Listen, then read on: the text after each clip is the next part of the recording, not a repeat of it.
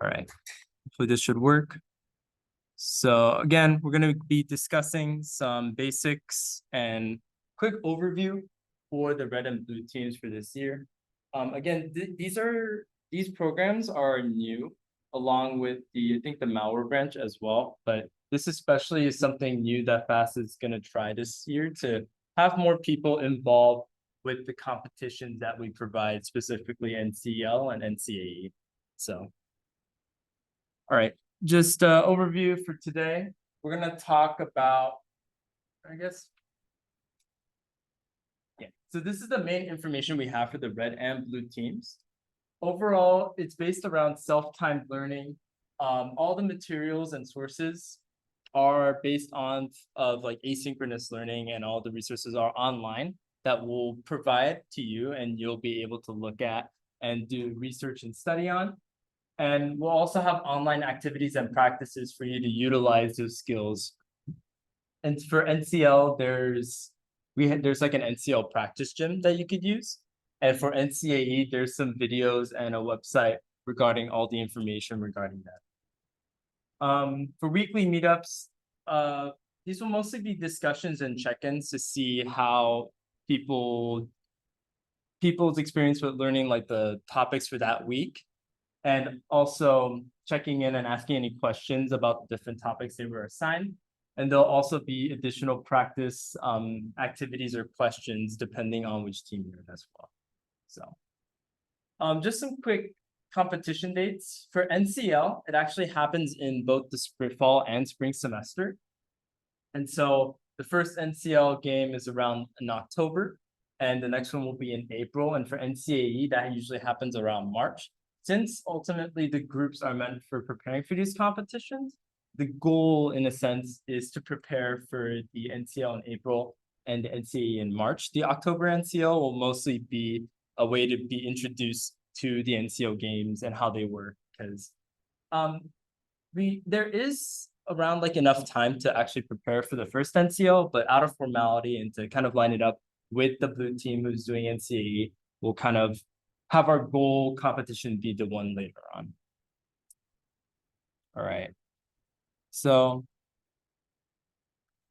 continuing on with some of the general benefits of why you might want to join the red and blue teams. So these competitions are a really good avenue to learn forensics and pen testing and or fundamental cybersecurity understandings like Linux for NCAE, for example. There's also other tools and configuration tools that you'll learn through these programs.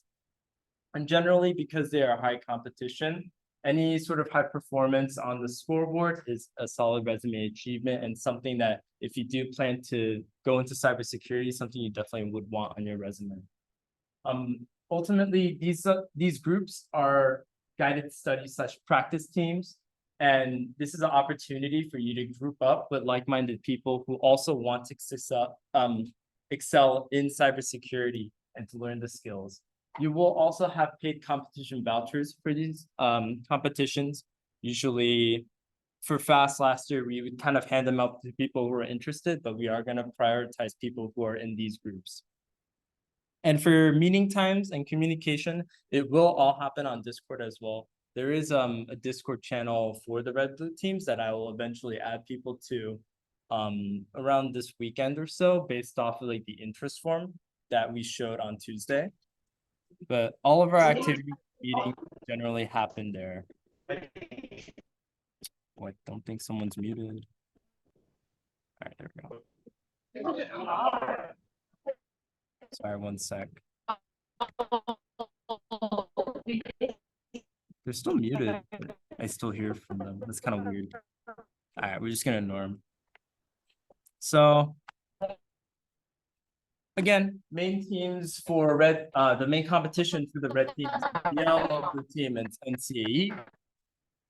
There'll also be some additional competitions planned as well. Hivestorm is a really big competition that the school has here. And so I think what we'll do is have opportunities for the people in the red teams to participate in that. And so we'll try and register the same people for that as well. And we could also have other mini competitions that's hosted within in-house or like within the club as practice for these games. So a lot of these things aren't necessarily planned yet and very much depend on who is interested and who is involved and how many people we have in the team, which could vary over time. But overall, depending how things go, that's when we'll plan out what we should try and do with the teams and kind of together figure out what's the best move for everyone in the teams overall. So, okay, so now I'm gonna be talking more specifically about the red team and what NCL kind of prevails. So NCAE allows groups of 5 to 7 people. So again, depends on how many people join each team, but assuming we get like at least like 15 people on the red team, then we'll have to split the groups of 5 to 7 people each. So each group will be competing not necessarily against each other, but separately. But will still be considered part of like the fast red team overall. So the main topics posted for NCL are the following: fundamentals and open source intelligence, cryptography and password cracking, log analysis, network traffic analysis, forensics and scanning, web application exploitation, and finally enumeration and exploitation. If you don't know what any of those mean, it's fine. Like the whole point is to really get into it. NCL itself is labeled as a beginner friendly competition. And so they have a lot of resources for you to be able to really study each of these topics. And again, the whole point of these teams is to motivate you to really learn the different topics of each competition, like in NCL, all these topics here, and for you to be able to label it within, or to kind of assign that value towards the club that we have at FAST. For the blue team, unlike NCL, the blue team consists of 10 people maximum. So we'll only have one team, or everyone in the blue team will be on the same team. And overall, just for the general topics of NCA, it will include Linux admin, networking, routing, and services. So a bit more on like the blue team security topics here. And there's generally 38 lesson topics that they have, but it's they're all somewhat different aspects of the 3 topics above, but you subdivide it into 38 different things. And while NCL has the practice gym where you can answer different questions and they have different basically CTF I guess boxes, the NCA games also have their sandbox VMs that you could practice on as well. So I haven't for me, I've done some NCL stuff, but I haven't specifically done NCAE. So I don't know, I'm not sure how exactly they look, but they have like a website you register with and access the VMs through there. So that's also going to be a process we'll go through throughout the semester.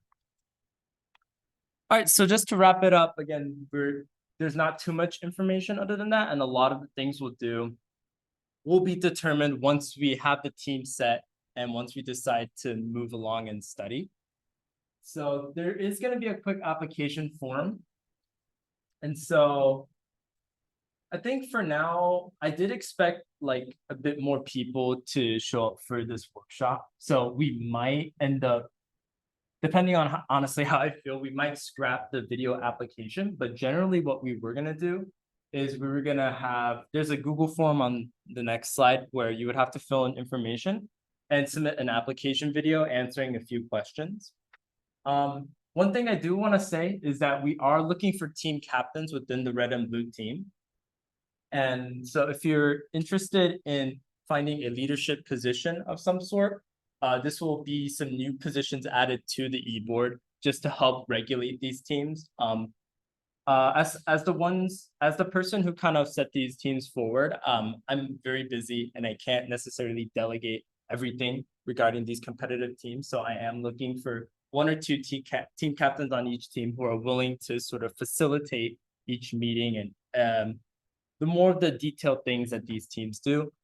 These team captains, you don't necessarily have to already have experience with the topics. This is more of just like a management position that helps out with delegations. But if you feel like you don't have the experience or that you you're still new to cyber and you don't feel like you can be like a team captain, don't necessarily think that the team captain is a position open for everyone who's or anyone who's willing to help out more with the logistics side of the red and blue teams. The results, I don't think I updated the slides, but the results will probably be revealed a week after the due date, which right now tentatively is September 16th. We're just gonna try and wait for more people to learn about it and maybe even have an opportunity to watch the recording so that they could also submit applications for the teams as well. And everyone should be, I think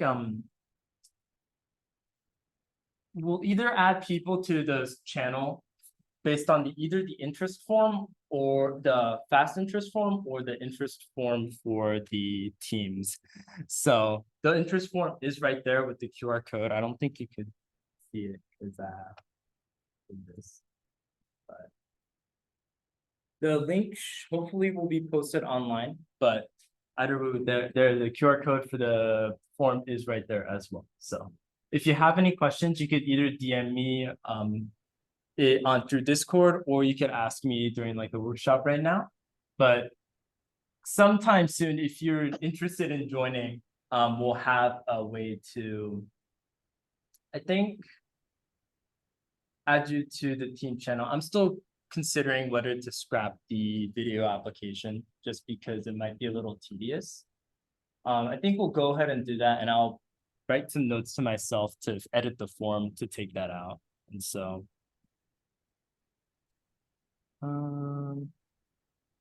yeah, give me 1 second.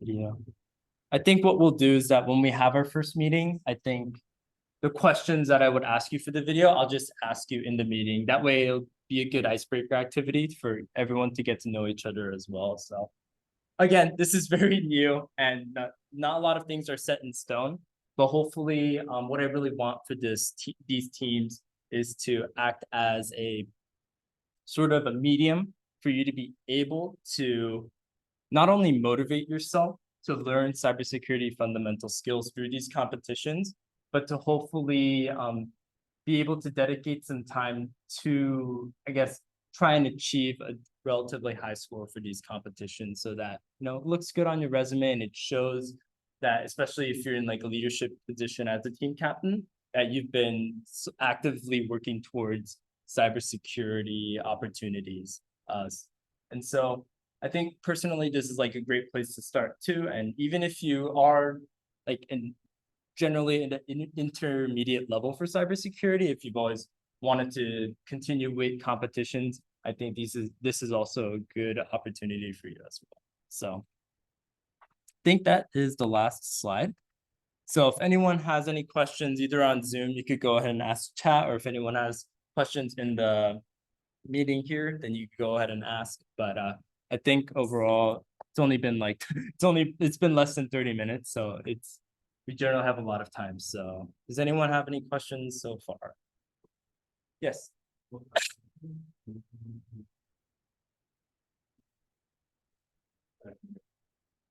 I think we have some leniency with that. We can definitely have different times for the red and blue teams. I think what I was going to do originally was just have the teams meet at the same time and then like group off into their own channels. But I think we're very much flexible in how that works. So depending on how many people are in both groups, we'll figure out how we want to allocate the different times for the groups. So. All right. Any other question? Yeah.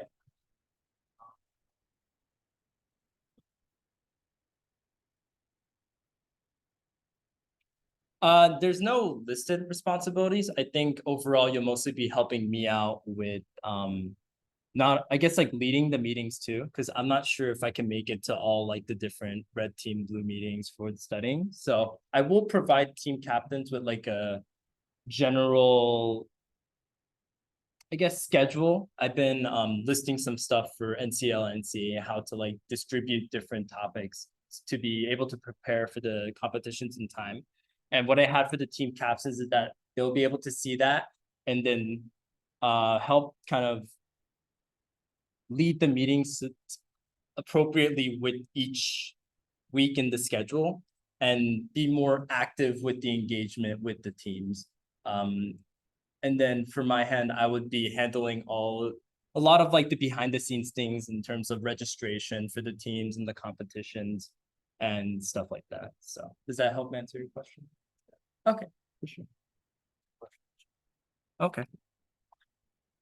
Question, I don't have experience. Okay, so I don't have much experience in cybersecurity, but I'm curious about what red teaming is like. So I'll say from my own experience, red teaming is a little bit glorified only because it deals with hacking. And I think when a lot of us think about hacking, we think of like the Matrix, or we think of a lot of pop culture references for hacking. In a very, I guess, in a bit more of like an accurate term, red teaming very much involves, I'm a CS major, so I'm not as good at explaining this, but you basically look into different systems and open servers, and you kind of figure out what vulnerabilities they might have. And I think it's better if I go to the NCL questions that they have here. So I actually could just talk about different parts of NCL because all these different topics play a different aspect in terms of red teaming. But as a goal of a red teamer, you're analyzing a system and trying to figure out if there are any vulnerabilities or misinputs or missing configurations that they might have. And generally in like the professional setting, you would write a report. But for these competitions, you would be either extracting certain bits of data, or you'd be changing something that you're not maybe explicitly allowed to change here. So for different topics here, open source intelligence is the idea where you're trying to look for information online that's open source or available. And it's it's kind of like stalking in a way, but you're trying to get like different pieces of information to be able to find more available or open endpoints that you could use for attack. Cryptography and password cracking is pretty self-explanatory with password cracking there, where you're trying to access an account that you don't have access to, or that you shouldn't have, by kind of guessing their password. Log analysis is looking through maybe some available logs to see if there was any leaked data.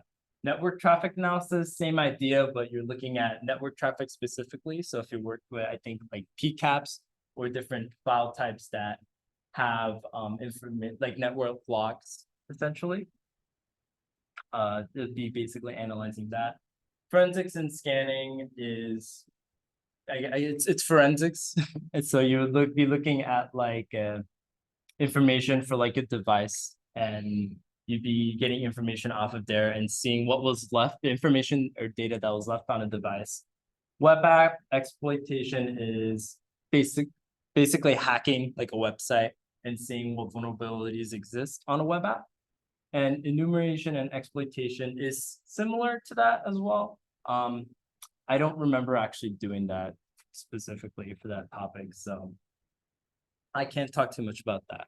But overall, these different topics play a different aspect, or provide a different topic of what a red teamer would do, or like what red teaming is. So experience required. So experience is not required to be a team member. Because this is one of the FAST groups, though, the only requirement is the paid FAST membership that we talked about on Tuesday. You could check out Tuesday meetings recording to get more information about that, or you could DM myself or our treasurer Tommy to get more information about that. So, all right, I hope that answers your question. Is there any more questions in the chat or in the room here? Okay, I think we're pretty much set. So, yeah.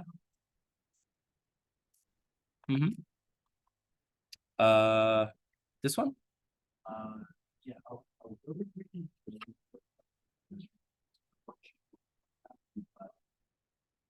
Right now it's privated. So I would need to add you for the specific NCL resources and whatnot there. Because there's NCL and NCAA provide some documents that have more listed details for each of the topics that they have as well.